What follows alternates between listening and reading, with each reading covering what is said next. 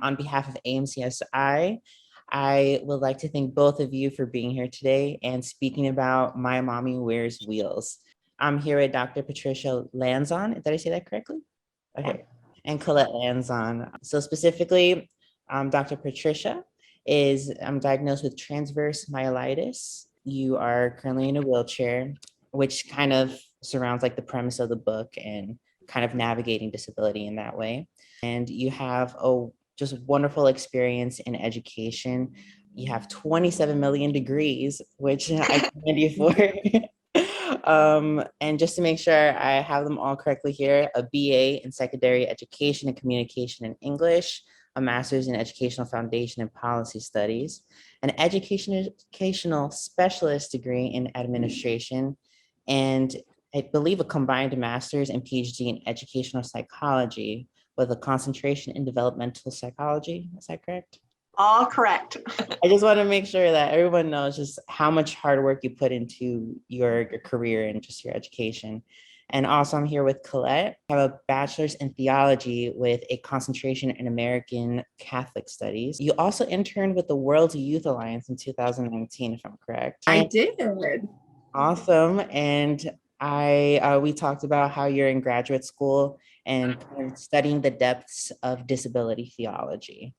So I just want everyone to know that I'm here with two incredible genius ladies who created a book about navigating disability, but with the dynamic of, Colette being the daughter of someone who has a disability, but just doing it so wonderfully. And I know I use this word all the time, but it just emanates such radiance in circumstances that often present really dark matters, but you provide such a different perspective on it that I personally, growing up, have not seen often, especially in like children's like libraries whenever they're like looking for a book. I'm so glad that that representation is there. So I want to start off with, just both of you introducing yourselves and what kind of sparked the start of My Mommy Wears Wheels. So this actually got sparked from Colette many years ago. She's like, Mom, we need to write about this. And I actually was sitting in a class on how to teach early childhood literature. So I was going to take that knowledge base and then integrate it into my courses because I ran a child development program for preschool through grade 3. That was my goal. And as I sat there, I was like, I could write this story. And I just started jotting down on a napkin ideas at the conference. And then I took a picture of the idea on the napkin and I sent it to Colette's phone. And that's how it got started. And Colette, what kind of planted the seed of wanting to write this story or like publishing a book? I think that there's so much for disabled children right now compared to what is available for when those children become adults. Especially, I didn't really see much representation for children of disabled parents. It's one of those things that we don't really think too much about. In my disability studies, one of the things we discuss a lot is how disabled people are stripped of having sexuality, all of these different things. And I think one of those things that is a consequence of that is the idea of parenthood and that they will have children. I do have a mom who has a disability, and it was something that definitely impacted me in the best ways possible. It helped me see the world through access very early on. For me, my mom's wheelchair was a safe place. It wasn't this tragic item. It wasn't a symbol of suffering. It was the place I went to the park with my mom. It was the place that we sat and read. It was where I sat when we went to Disney World. For me, it was such a bright place and it was such a comforting place. For me, that was something I really hoped to show through the book. And we've already seen such great reward out of it, having some parents share pictures of them reading to their toddlers while in their wheelchair. And it was the second we saw the first photo of that, I said to my mom, okay, I'm good. I don't care what else happens to the book. It got to the right kid.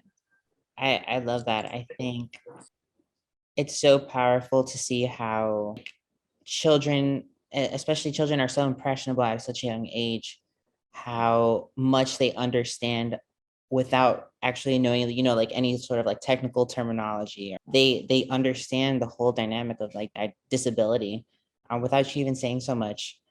So, Dr. Patricia, I kind of wanted to know, when you first became a parent, how has your methodology or like worldview of parenting, how did it evolve from like day one of, being a mom and up until now? Like what did that like journey look like for you?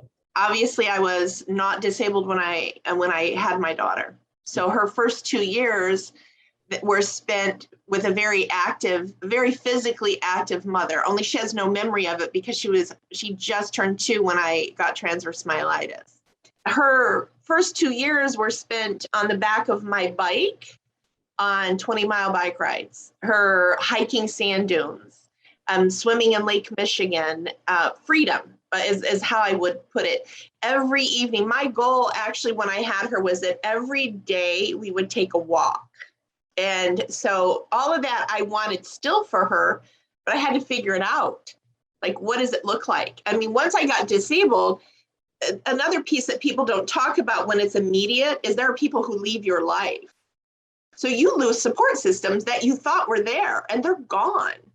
And they're not even shy about telling you. They just can't deal with you. They can't deal with your disability. And they exit stage left. I mean, and I will bring up God here. God is good. And he literally gave me amazing people to replace those people who shared my love for my daughter and they loved me. So we went canoeing. Crazy. I got dumped out one time, which was absolutely hilarious. I met a friend, her name is Carol, and she is one of my best friends today. My friend Brooke stayed beside us. She traveled with us intentionally. She would say, I want to go to Myrtle Beach. Do you want to go to Myrtle Beach? And she was a single lady at the time and no kids. And it was just me, her, and Colette. And anybody who came into my world who said, yeah, I'll help you, let's go, I was game. Because my goal with my daughter was to give her a physical world the best that I could. And that meant I needed supports in place. And that also meant I had to accept the people who exited stage left were gone. Some of them actually have come back now, and I've gotten strange phone calls because they're older and they've said, oh, I'm so sorry I didn't help you. I have Parkinson's now. I have MS now. I'm so sorry I wasn't there for you. And I've said to them, honestly, I didn't have time to think about you once you exited stage left. I was so busy trying to figure out my own world and my baby. And I had this beautiful little girl, and I was just like, how am I going to do all this? And I didn't have time for exiters. So I remember the day I was in the hospital, they're watching me, they're videoing me in this apartment at the hospital to see that I can take care of her before the social worker will okay me to leave the hospital and raise my daughter. So now I even have to have permission to raise my daughter, which I would never have known that even was going to happen to anybody. And I didn't know the disability world at that time to know that there are agencies that control you. Mm-hmm. And I didn't know that. So I mean, at that point, I even had to have permission to raise my daughter. I had to prove she wouldn't fall in the bathtub. They had to watch me bathing her. They had to watch me playing with her. And that was the first time I got a phone call from a girl I'd been a roommate with for 4 years. This girl was like my sister. And she said, I know you're coming home, but you need to be in a nursing home and I'm of no use to you and I won't help you. And it was so good. This was 2.5 months after the disability had hit, and I was already processing so much and so focused on, okay, I have to use my words raising my daughter. Mm-hmm. I no longer can chase her. I have to focus on her cognitive development so that she is cognitively aware that her world is not the same. So when we go to the park and the other kids are on the swings and they're jumping off and they're running away, you may not do that ever because mommy can't chase you. So her verbal skills were out of this world, reading skills out of this world. But as a parent, I had to learn that I'm going to have to parent differently now. She has to understand that when we go places, you need to either sit on my lap in the wheelchair or a mobility scooter or hold on to the walker. You have to be attached to me because I can't get to you. Everything with my parenting has been cause and effect, if then, and we want to avoid those things. And you can. And then a lot of it was also getting her to recognize that I could not keep her safe all the time because I could not chase her. And I'm going to jump in because I think for some people, this sounds like this horribly tragic, this child's on a leash, tethered experience. And I actually think it's the complete opposite. I don't think most people can keep their children safe when they run away. Otherwise, we wouldn't see these horrible stories on the news. Mm-hmm. And we hear these horrible stories every day about like accidents happening with kids, all these things happening. So I think this sense of like safety for a lot of parents is a little bit more of an illusion of safety. Oh, I can run and get them, but what if you can't? Mm-hmm. But if you don't get there in time? So I think one of the things, which is I'm so passionate about talking about children of disabled parents, is that I was not suffering in this way at all. Instead, it was that I was hyper aware of a reality that other adults could hurt me, that a car could hit me, that if I play too close to the water and I fall in, I can drown if I don't swim well. I want to add into here too with my parenting that changed is it opened me up to accepting new people into my life who were good for me and good for my daughter. And I have literally met people from all over the world who are absolutely amazing to me. I am also open to new people like you, Brandon, meeting you, linking up with you, saying, oh my gosh, we're going to be friends. Because when you grow up in a house where like your mom might need help in public sometimes, there might be a moment that what you can assist with is above what she needs is above what you can do at, let's say, 7. You really do have to call on the world to step up and to like be an ally. And I think that it can bring a bitterness, but when the world disappoints you, but it can also bring so much hope in you. I always like tell everyone when they talk about how terrible the world is going, or, oh my gosh, can you believe what's happening in the news? I always say, at the end of the day, I choose to believe there are always good people in the world. I cannot emphasize enough how much I appreciate the openness that both of you really show people. And I think that is super powerful, even if you're changing one person's life, because then there's like a domino effect of it's going to follow other people, and they're going to also kind of show that to anyone that they come across. And it's kind of the same with your book. It's opening up people's perspectives of, oh, this parenting experience, it's not so different. The way that you go about raising Colette, at the core of it, it's love. I had a lot of fears transitioning from a non-disabled parent to a parent with a disability, and they were not founded. And I think that's one of the most powerful things about her story is that she is someone that had all of the fears and biases for herself that you'll see all over the world. She had them. And she had to discover through herself and through our own experience that, wait, I can do it. What am I talking? What am I even saying about myself? Mm-hmm. Which is another reason I think that this story is so important for families. And I will say too, Brandon, a lot of my parenting was how my mother parented me. So disabled or not, dinner time, we cook together. Dishes are done together. So that's how I was raised. I come from a big family, and guess what? You don't get out of anything. So that, I'm sure people thought that piece of parenting with me was due to disability, but it was not.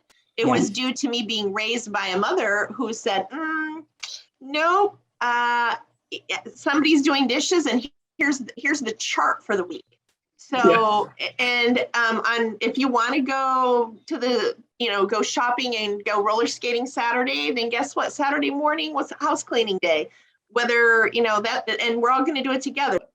Now, with this book, do you kind of foresee the book turning into a series, or what is the trajectory of My Mommy Wears Wheels? So it will be a series, and we are working on a couple editions. Yes.